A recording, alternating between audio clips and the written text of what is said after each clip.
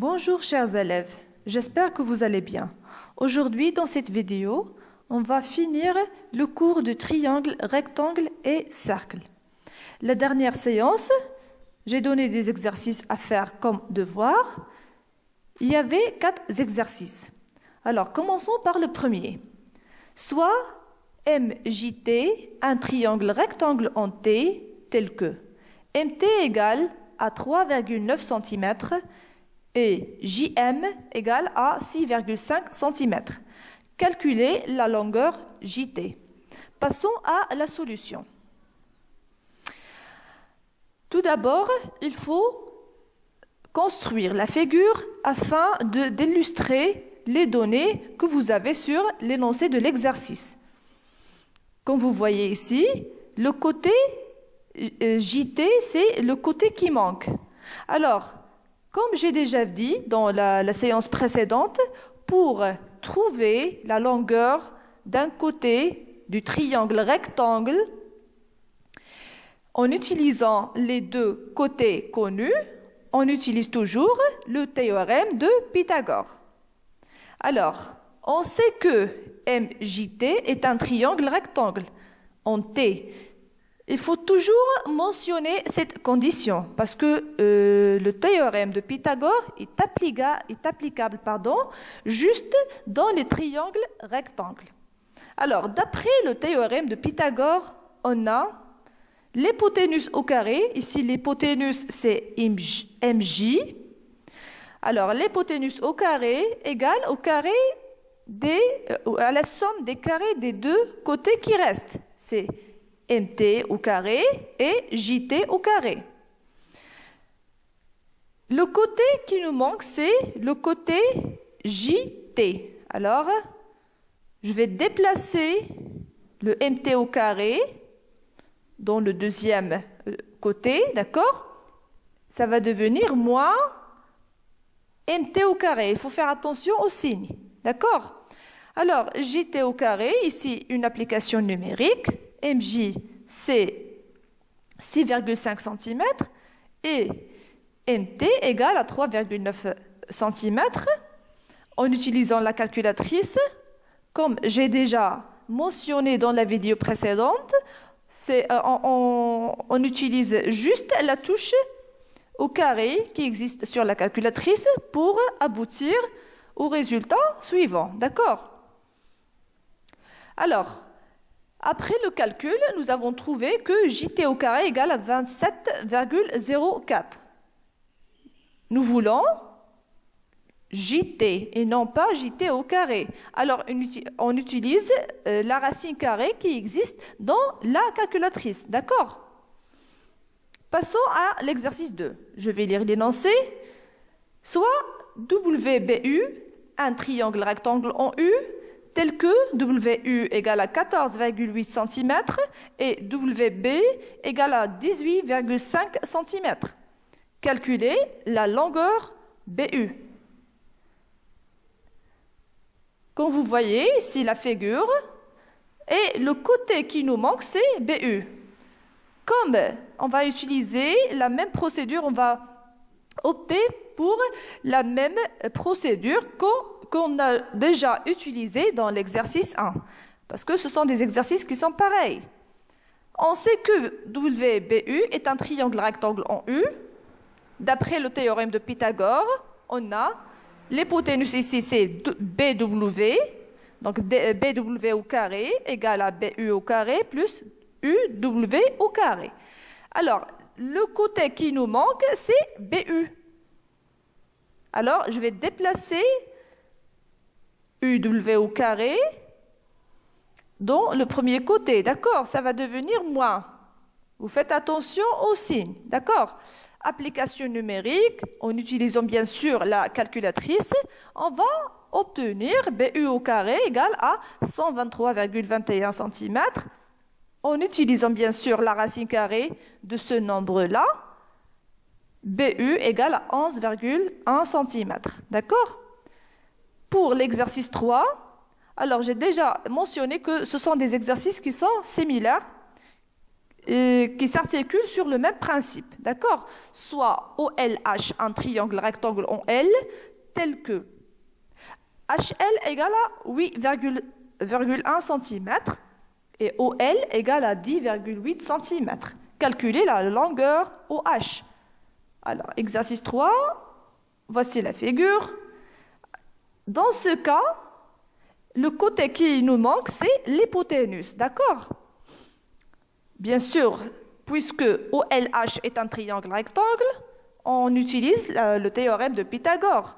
Alors, OH au carré, l'hypoténuse au carré, égale à LH au carré plus OL au carré.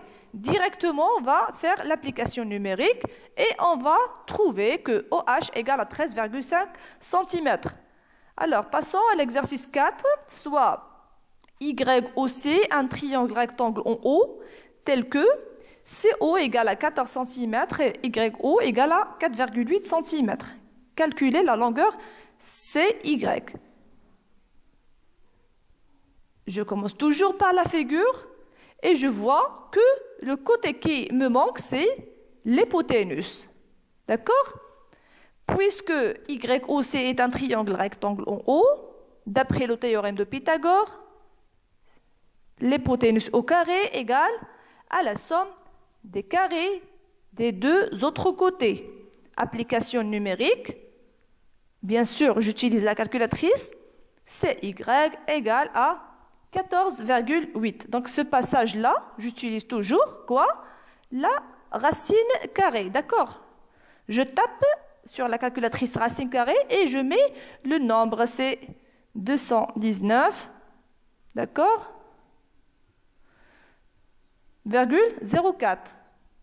Donc, quand j'utilise la calculatrice, ça me facilite beaucoup la tâche. D'accord? Et voilà. Passons à la dernière partie du cours, qui s'articule sur le cosinus d'un angle aigu. Alors, vous remarquez avec moi cette figure. C'est un triangle rectangle, bien évidemment, l'angle droit, et deux angles qui sont aigus. Ce sont deux angles aigus, d'accord? Il existe un rapport trigonométrique très fameux qui s'appelle le cosinus. Alors, avant de définir c'est quoi le cosinus, il faut bien mentionner ou bien il faut bien indiquer le nom de chaque côté dans le triangle rectangle. Alors, je prends par exemple l'angle, je vais la colorier, d'accord? L'angle B, d'accord? Je vais travailler sur l'angle B. Alors, si vous voyez, l'angle B est constitué ou bien est composé de deux côtés. Ce côté, on le sait très bien, c'est l'hypoténuse. D'accord? Et ce côté-là, par rapport à l'angle B, on l'appelle le côté adjacent à l'angle ABC. Donc, c'est le côté adjacent, c'est le côté qui touche mon angle. D'accord? Je passe par exemple à l'angle aigu, le deuxième angle aigu, c'est C. Si je veux indiquer les deux côtés qui constituent cet angle, je trouve que c'est l'hypoténuse et un côté adjacent qui s'appelle AC. Donc AC est le côté adjacent de l'angle C et AB est le côté adjacent à l'angle B. D'accord? Alors, que représente le côté AC par rapport à B? Le côté AC, comme vous voyez, c'est le côté opposé à l'angle ABC. D'accord? C'est le côté qui existe en face de l'angle, qui ne touche pas mon angle. D'accord? Vous voyez? Alors, passons à la définition. Alors, le cosinus d'un angle aigu dans un triangle rectangle. S'il vous plaît, cette partie à recopier sur vos cahiers de cours. D'accord? Alors, commençons par la définition. Dans un triangle rectangle, on appelle le cosinus d'un angle aigu le quotient de la mesure de la longueur du côté adjacent à cet angle, d'accord? Je souligne bien le côté adjacent, par celle de l'hypoténuse du triangle. Par exemple, si je prends l'angle ABC et je veux bien calculer son cosinus, alors on note le cosinus par COS, le cosinus, d'accord? Le cosinus de l'angle ABC. C'est une notation qu'on utilise souvent dans les exercices et dans les cours, bien sûr. Alors, je prends l'angle B, d'accord? Si je veux bien calculer son cosinus, je prends le côté adjacent à l'angle. Je prends par exemple, ici c'est AB, la mesure de AB, et je la divise par la mesure de l'hypoténuse. D'accord? Par exemple, si j'ai le côté AB égale à 2 cm, je vais mettre 2 sur, et par exemple l'hypoténuse 5 cm, je vais mettre 2 sur 5. D'accord? C'est une règle qu'on peut appliquer directement. D'accord? Je prends le côté adjacent, il faut juste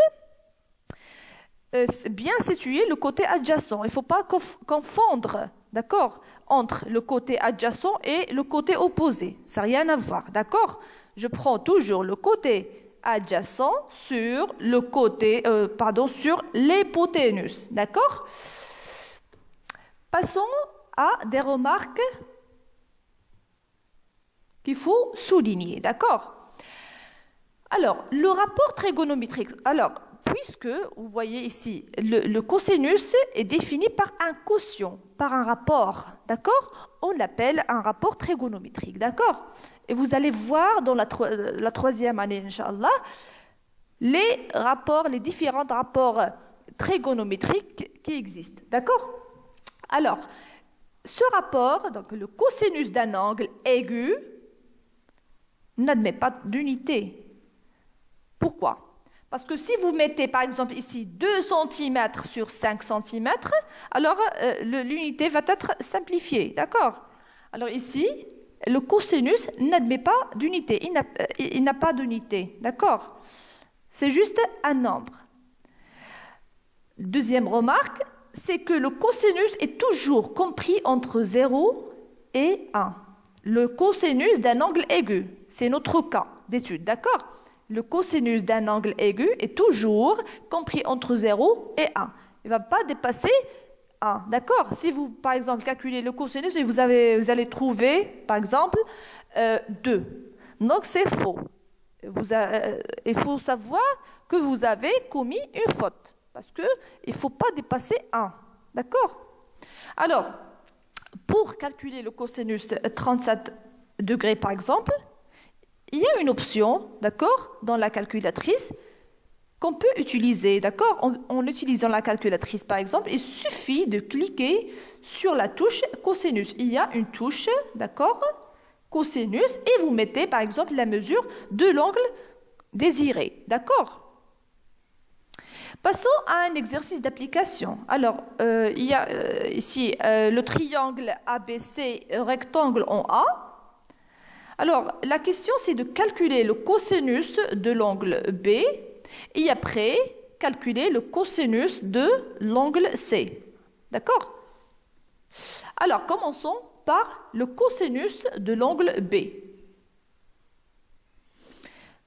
Par définition, le cosinus de l'angle B égale au côté adjacent à l'angle, mon angle c'est B, bien sûr. Le côté adjacent, c'est AB, vous mettez AB, sur l'hypoténuse. L'hypoténuse ici, c'est BC, d'accord? Application numérique, puisque AB égale à 3 cm, je mets 3 sur 5, ça va donner 0,6.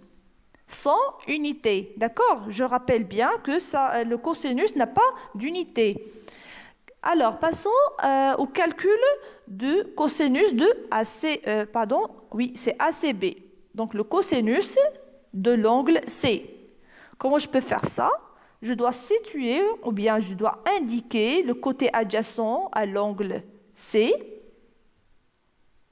et l'hypoténuse, d'accord? Donc le côté adjacent ici, c'est AC. Je mets AC sur l'hypoténuse BC. Application numérique, 4 sur 5 et ça va donner 0,8. Alors, vous avez comme devoir 3 exercices suivants. Exercice 5, page 75. Exercice 6, page 75. Exercice 4, page 76. Alors, vous recopiez toutes les parties que nous avons traitées, d'accord? Et les exercices et leurs solutions sur le cahier des exercices.